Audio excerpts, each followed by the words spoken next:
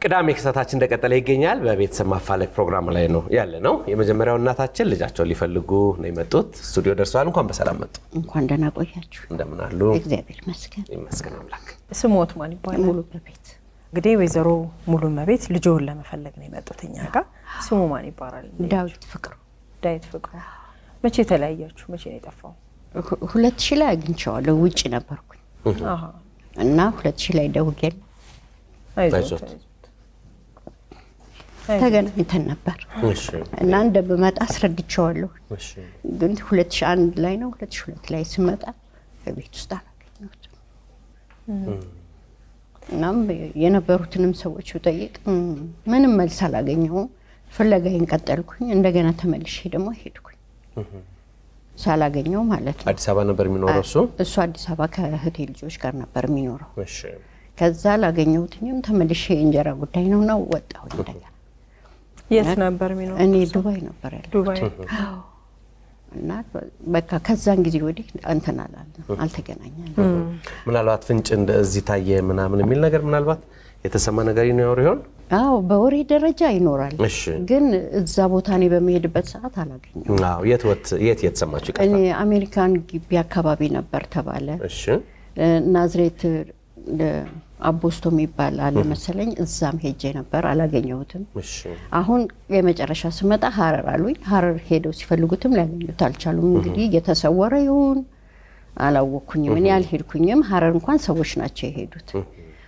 እና በቃ እስካሁን ድምጽ ምንም ነገር የለም በቃ እነዚህ ነገሮች ግን እኮ በጣም ትልቅ ተስፋ ናቸው አዲስ አበባ ናዝሬት ሐረር ታይ የሚባለው ነገር ስላለ እንጂ ገመታው እነዚህ እርሶ ተስፋዎች ናቸው ስለዚህ ዋናው መኖሩ ነው ይኖርሎ ብቸኛ ልጅ ሆኖ አንድ ልጅ እሱ ብቻ ነው ወደ ዱባይ ከመሄዶ በፊት አብራችሁ ነበር የምትኖሩት አዎ ከእህቴ ልጆች ጋር አብረን ነው የምንኖረው ከልጆ ጋር ሶ አብረው አልኖሩ ኖረናል አብረን ያው ጉሩምስና ወቅቱ ላይ እኔ ሄድኩኝ ወደ ዱባይ ሄዱ አዎ ከነሱ ጋር ትቸው ስንት አመቱ ይያለ ማለት ነው የዛን ጊዜ ወደ 14 15 አመት ይሆናል ያንን ያህል ጊዜ ግን አብራችሁ ነው የኖራችሁ አሳድገውታል የት አካባቢ ነበር የሚኖረው ዳትሰን ሰፈር ነው ምን ዳትሰን ሰፈር አዲስ አበባ ከቤት ግን ሲወጣ ምን ብሏቸው ወጥቶ ይሆን ምን ነገሩት ምንም የነገራቸው ነገር የለም እንግዲህ አላውቅም እነሱ ናቸው የነበሩት እኔ አልነበርኩኝም እነሱም ደግሞ ምንም ፍንጭ አልሰጡኝም በሙደውልበትም ሰዓት አለ ነው እንጂ መባለው ምንም አይነት ኢንፎርሜሽን አልነበረኝ ከዛ ስመጣ ነው ለሁለት አመት ተመልሼ ስመጣ ግን እቤት ውስጥ የለም እንግዲህ ከባድ ነው አንድ ልጅ ሆኖ ህይወት ለመቀየር ነው ባህር አቋርጦ የተጓዙት ስለዚህ ሲመለስ ያጡት ልጆ አሁን በምን አይነት ሁኔታ ላይ እንዳለ ባናቀም ግን እየፈለጉት እንደሆነ መልክት ይንገሩት እንደምንም ስሜት ነው ሰፋርካ አይዞት ዳዊት እኔ ምንም ማቀው ነገር የለኝም ልጅ በቃ እዚህ ቦታ ላይ ምለት እንጽሽና ሰይላንተ ብዬ ነው የተንከራተትኩትና ዳዊት ባካ አትጨክንብኝ እንደ ድሮ ፍቅራችን እንመለስ ልጄ ወደ ቤት ተመለስ ምንም ማስቸግርህም ጠቂቅህም ነገር የለም ፍቃድህ ሆነ ታቀዋለህ ሁሉንም ነገር ይሄ ነው አይደለም የሰማሁትም ማቀው ነገር ስለሌለ እባክህ ልጅ በቅዱስ ዮሐንስ ስም ለምናል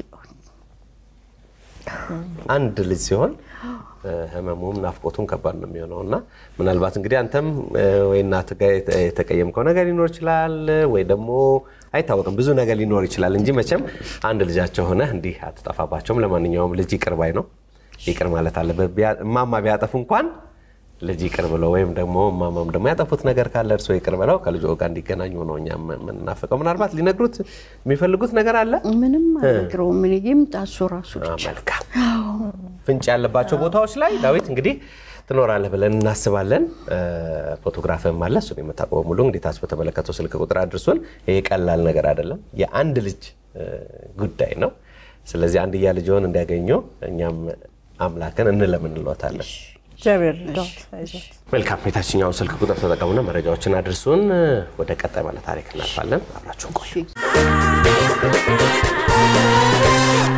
ወደ ቀጣይ ባለ ታሪክ አልፈናል እንግዲህ የናቱን ቤተሰቦች ለመፈለግ የመጣ እንግዳችን ነው እንኳን ደህና መጣ። እንኳን ደህና ቆያችሁ። ስምህን እንተዋወቅ። አዲሱ ተክሌ ይባላልኝ። እናትህን እህትህን የእናቴን ቤተሰቦች ሙሉ እስኪ ታሪኩን በደንብ አጫውተን። መጀመሪያ እናትና አባቴ በጎጃም በረንዳ አካባቢ ነው የተወለድኩት። እሺ ከዛ በሆነ ምክንያት ይጣሉና የአባቴ ቤተሰቦች ወደ ሸዋሮቢት ይዘው ይሄዱ። በ1973 ዓመተ ምህረት ማለት ነው። ከዛ ሙሉ ያደግኩት እዛ ነው። ሸዋሮቢት ነው ያደግኩት። ቆቦ ትባላለች የአትክልት ሀገር ነች። እዛች ቀበሌ ላይ ነው ያደግኩት። ያው ሳድግ ትልቅ ሲሆን ጥያቄ ያነሳውኝ ያው አያቶች ምናምን ስለሚባል እናትና አባቶቼ እነማን ናቸው ብዬ ስጠይቅ ያው አባቴ በህይወት እንደሌለ ተነገረኝ። እናቴ ግን አዲስ አበባ እንደምትኖርና ካኔ ቀጥሎም ሌላ እህት እንደተወለደች ከአመት ከምናምን ወር በኋላ እንደተወለደች ነገሩኝ።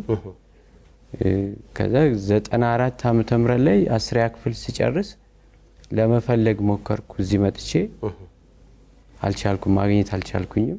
ምንድነው ያጎቴ ልጆች ያሉኝ እዚህ የሚኖሩ እህትህን የእናትህ እህት ናዝሪት ይዛን ሄዳ ያደገች እንደሆነ እና በአሁን ሰዓት ወደ ውጪ ላይ እንደሆነችና እናቷን አክስቷ ብላ እንደምትኖር ይሄን ታሪክ ነገር አክስቷን እናቷ ብላ አዎ አክስቷን እንደ እናቷን ደግሞ እንደ አክስት አድርጋ እንደምትኖር ተነገረኝ። ከዛ ውጪ ምንም ነገር የለም። ስማቸው ማን ነው? የእናቴ ውባለም ተገኝ ይባላል። የእህትህን ስም ታውቃለህ? የእህቴን ስም አላውቅም። ፎቶግራፍ ይኖርህ ይሆን ምናልባት? የእናቴ ፎቶግራፍ አለ።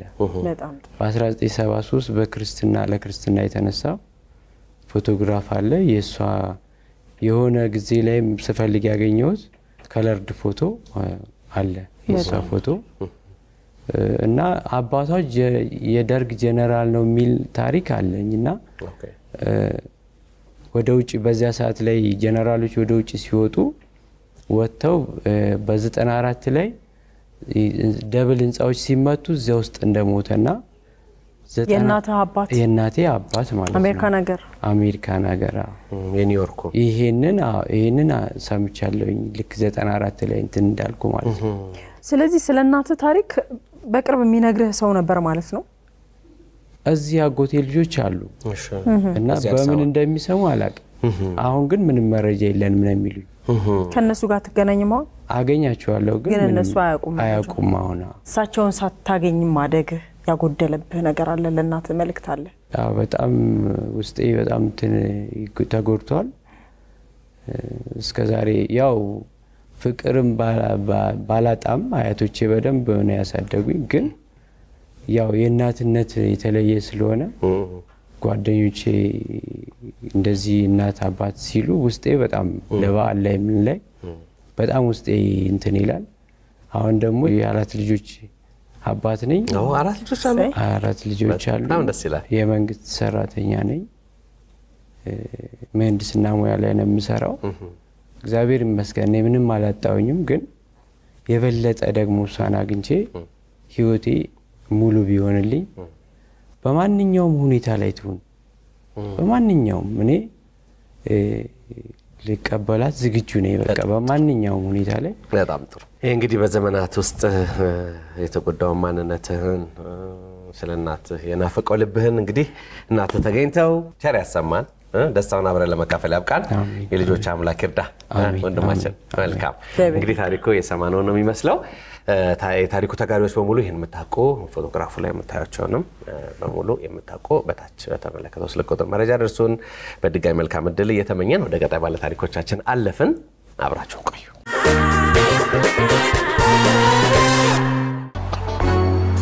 The countdown is on. Empower the Community Weekend is happening Saturday, August 2nd at the DC Convention Center. Can you believe it's our 9th year? I hope to see you there. We have lots of power panels, interactive session, marketplace for businesses, health and wellness. This is an event for the whole family. We hope to see you get your tickets early. Vendors, if you want to showcase your products and services, email us at salimb@empowercw.com. See you in Washington, D.C.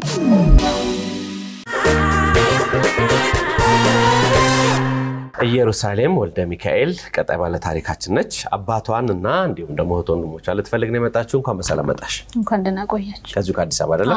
መልካም። እንግዲህ ከአባትሽ ቤተሰቦች ጋር የተለያየሽበት ከወንድም ከእህቶች ጋር?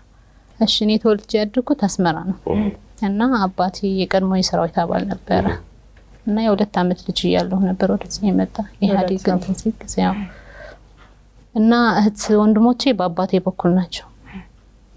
አለም ወልደ ሚካኤልና አቦንሽ ወልደ ሚካኤል ይባላሉ። ኤርፖርት ነበር የሚሰራ ብለኛለች እሱ። እዚህ ኤርፖርት አለም ወልደ ሚካኤልና አቦንሽ ደግሞ ኪነት ነበር ኪነት ውስጥ ነበር የምትሰራ ብለኛለች እናቴ ማለት ነው። ኪነት ውስጥ ምናምን ነበረች አለች።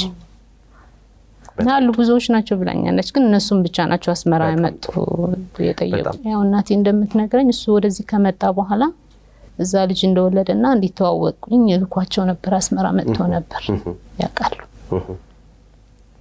ያው ከዛ በኋላ የሆነ የ12 አመት ልጅ ምናምን ሆኜ ይመስለኛል እናቴ ስትነግረኝ የሆነ እንግዳ ልኮ ነበር አድራሻ ልጅ አለች እንደዚህና ኢሊ ምናምን ነገር ብሎ ነበር። ከዛ በቃ በኋላ እንትን አላቅም። ከዛ በኋላ እሱ እንትን አላቅም። እናትሽ አሉ? እናቴ በህይወት የለች። ሶሪ ማን ነው ስማቸው እናትሽ? ካሳ አብርሃ በጣም ፎቶአቸው አለ ይማማ? እሺ አልያዝኩት የአባቴን ብቻ ነው እሺ የመጣው። ከአስመራ በ93 የመጣ ነው ኢትዮ ኤርትራ ጦርነት ላይ ማለት ነው ወደ ትግራይ። ከዛ 2000 ላይ ወደ አዲስ አበባ መጣሁኝ አባቴ ፍለጋ መጥቼ ነበር። መጥቼ እንደውም በሬዲዮ ምናምን ለመፈለግ ሞክሬ ነበር አልተሳካም። ከዛ በኋላ ያው ትቼው እንትን ብዬ ነበር አጋጣሚ በዚህ በእናንተ ጋር ፈላጊ ሲጀምሩ እዚህ ጋር መጣሁት። በአካል ታስተውሻቸዋለሽ አባትሽ? የ2 አመት ልጅ በፎቶ ነው የማውቀው። አንድ ያለኝ ጥያቄ አንቺ እንዲያዩለት አባትሽ እናትሽ ጋር የላኩት ሰው ስማቸውን ታስተውሻለሽ ወይ ነው? አላስተውስም። እናቴ ነግራኝ ነው እንደዚህ እንግዳ ልኮ መጥቶ ነበር አሳለፈ አላስተውስም። አይ ዋናው ነገር ፎቶግራፋቸው አለ የአባትሽ ሙሉ ስም አለ። ስለዚህ ፎቶግራፋቸውን ሲያዩ አባትሽም የአባትሽ ልጆችም ወንድምና እህቶችሽ የአባታቸው ፎቶግራፍ ሲያዩ እኛንን ብለው እንደሚመጡ በጣም እርግጠኞች ነን። መልካም እድል እንዲሆንልሽ እንመኛለን። አሜን። አመሰግናለሁ። አሜን። እሺ ወደ ቀጣይ ባለ ታሪኮች እናልፋለን። አሁን አብራችሁ ቆዩ። በእምነት አጎስ እህቱን ሊፈልግ መጥቷል። በቋንቋ ትርጉም ደግሞ እንድትረዳው እህታችን ማብራ መጣለች። ሁለታችሁ በቅድሚያ እንኳን ደህና መጣችሁ። እንኳን ደህና ቆያችሁ። በእምነት አጎስና ፌሩዝ ቴድሮስ አይሽ አስተርጓሚ ትንሽ ድምጽ መጨመር ስላለበት። በእምነት የትግርኛ ቋንቋ የምትናገረው አማርኛ ምንም አይደለም ትንሽ ነገር አለው ሰማለሁ። እሺ እህት ጋር እንዴት ተለያያችሁ? በደንብ ጀምርልንና ሙሉን ታሪክ በትግርኛ ነገር አስመራ ተወሊዳ ኣብ ኤርትራ ተወሊዳ ማለት እዩ ብሽሕን 975 ማለት እዩ ካው በግዕዝ አስመራ ኤርትራን የተወለደችው እና በግዕዝ 75 ዓመተ ምህረት ነው የተወለደችው። ካው ሸንቻተም ተሳን ሀደን ናብዛ አድመጽ አዲስ አበባ በ91 ደግሞ ወደዚህ መጣች ከአባቷ ጋር። እሺ ሀተና ሒዛተም አይ ከአባቷ ጋር ሳይሆን ከአክስቷ ጋር ማን ትባላለች? ስም ዚና ስም አድራሻ የማስታወሻ ስላለሽ በእንትን ነጫላላ ሀተና አብረት አስገዶም አክስቷ ማለት ነው። እሺ ከሷ ጋር ነው የመጣችው ወደዚህ ስትመጣ። እሷ ደግሞ ስንቅነሽ ከበደ የሷ ስም ደግሞ ስንቅነሽ ከበደ ስንቅነሽ ደነቀ ከበደ የእህቱ ስም በጣም ሌላ ደግሞ ተሾመ ከበደ አያለ ማን ነው እሱ? አጎቷ በጣም ጥሩ። አስካለ ብሩ አያቷ ደግሞ አስካሉ ብሩ ትባላለች። ታውቃታለህ አንተ እህትን በአካል? እኔ አውቃትም አላቃት እሷ የወጣችው 84 ነው የወጣችው በ84 ነው እሺ በግዕዝ ማለት ነው በ84 የመጣችው በፈረንጆች አቆጣጠር ደግሞ በ91 እሺ ቤተሰቦቿስ በእናት ነው በአባት ነው የምትገናኙት በእናት እናታችሁ አሉ አዎ ኤርትራ ነው ያለው እስካሁን እየፈለጓት ነው እናታችሁ ስለዚህ እንግዲህ የእናትህንም ሐሳብ አንድ ላይ አድርገህ ለእህትህ ድጋሚ ስሟን ጥራና መልእክት ንገራት እየፈለጋችኋት እንደሆነ እንድታውቅ ሌላ የምትጨምሩት ሐሳብ አለ ስሟ ቀይራ ስሟ ሽንቅ ትግስት አብዛዳ ሀትመት ትግስት ያ ሽማ ቀይራቶ ሽምነ ሄዲያ ደግሞ ፓልማ ማርያ ዮባኒ ወይካ አልማስ ስንቀነሽ ደነቀ ነበረች እዚህ ከመጣሽ በኋላ ትግስት ቀይራ ስም የእናቷ ስም ደግሞ ፓልማ ማርያ ዮባኒ ፓልማ ማርያ ዮባኒ ወይ ደግሞ አልማስ ትባላለች የእናቷ ስም ያንተ እናት ስም ማለት ነው ፓልማ ማርያ ዮባኒ ምትባል ነው ፓልማ ማርያው ወይ ደግሞ አልማስ ትባለው አባዋ ደግሞ ወታደር ነበር አባቷ ያው ወታደር ነበር በደርግ ጊዜ ማለት ነው መልካም ኤርትራ ነበር እዚህ ሰፈራ ደግሞ ጉለሌ የሚባል ሰፈር ይኖሩ እንደነበረ ያው ሰምተዋል ነበር ጉለሌ በቃ ሽማ ስንቀነሽ ደነቀ ከበደ ትባል በቃ በጣም ተሸገራ ማዘር ማለት ናን ገደሊ ብዙ ያክስታይ ቢላ ጂቢ ወተላ በጣም እንደላ ማለት በጣም ነው የፈለጓት ያሉት እናቷ እና በጣም ተቸግሯል እስካሁን ድረስ በጣም እየፈለጓት ነው ግን በምንም ያው እሷም እዛ ስለሆነች ያው ኤርትራ ስለሆኑ እና በጣም ይፈልጉሻል አዳ ደግሞ ሰላሌ ሀገሯ ደግሞ ሰላሌ ነው ትውልድ ሀገሯ በጣም ጥሩ በስም የእያንዳንዱ ስም ተጠቅሷል እስካያት ድረስ ቦታዎች ተጠቅሰዋል ዓመተ ምህረት አይደለ ሁሉም የተሟላ መረጃ ነው ፎቶግራፍም አለ መልካም እንግዲህ ታሪኩ ፍለጋው ያየነው ነው የሚመስለው ስለዚህ በዚህ ቤተሰብ ውስጥ ስማችሁ የተጠራ ወይም የተጠሩ ሰዎችን የምታውቁ ፎቶግራፉን የምታዩ በሙሉ መረጃን ታደርሱን አደራልናለን መልካም እድል ሰናይ እድል ይሁንላችሁ ወደ ቀጣይ ባለ ታሪኮቻችን እናልፋለን አብራችሁን ቆዩ